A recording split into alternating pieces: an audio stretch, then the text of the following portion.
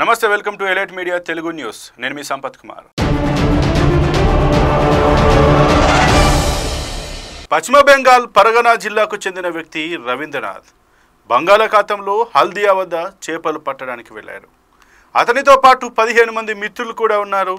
అకస్మాత్తుగా సముద్రం తన అలల దిక్కును మార్చుకుంది. ఒక పెద్ద తుఫాన్ చుట్టేసింది. అలల తాకిడికి తట్టుకోలేక వాళ్ళు ప్రయాణిస్తున్న పడవ తలకిందులైంది. సహచరులందరూ అలల తాకిడికి ఎక్కడెక్కడో కొట్టుకుపోయారు. రవీంద్రనాథ్ ఒక్కడే మిగిలిపోయాడు. ఒకవైపు చుట్టుముట్టిన తుఫాను, మరొక వైపు ఒంటరితనం రవీంద్రనాథ్ గుండెను చిక్కబట్టుకున్నాడు. భయపడలేదు. వృత్తిరీత్యా చేపలు పట్టేవాడు కాబట్టి అతనికి నీళ్లు ఎప్పుడు శత్రువు కాదు. అతడు తన ప్రయత్నాన్ని విడిచిపెట్టలేదు. ఈదడం మొదలుపెట్టాడు. పైన ఆకాశం, కింద సముద్రం. గంటలు గడుస్తున్నాయి, రోజులు గడుస్తున్నాయి.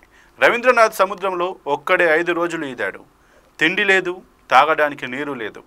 బతకడం అనే ఒక ఆకాంక్ష తప్ప అతన్ని రక్షించేది ఎవరూ లేరు. వర్షం వచ్చినప్పుడు వర్షపు నీటితో గొంతు తడుపుకోవడం తప్ప మరేమీ లేదు. చావు దగ్గర పడుతుంది, కానీ అతనిలో ధైర్యం అతన్ని నిలబెట్టింది. 5వ రోజు ఎంవి జవాద్ అనే పేరు గల బంగ్లాదేశ్ నౌక దూరంగా కనబడింది. దాని కెప్టెన్ ఎవరో దూరంగా చేతులు కదిలిస్తున్నట్టుగా గమనించగలిగాడు. జాగ్రత్తగా చూస్తే ఎవరో మనిషి ఈత కొడుతూ వస్తున్నట్టుగా చూశాడు. ఆ కెప్టెన్ ఒక లైఫ్ జాకెట్ని విసిరాడు.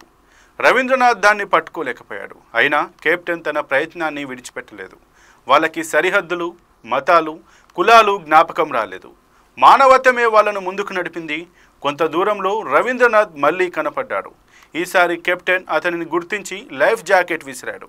రవీంద్రనాథ్ దాన్ని పట్టుకొని నౌకను చేరగలిగాడు.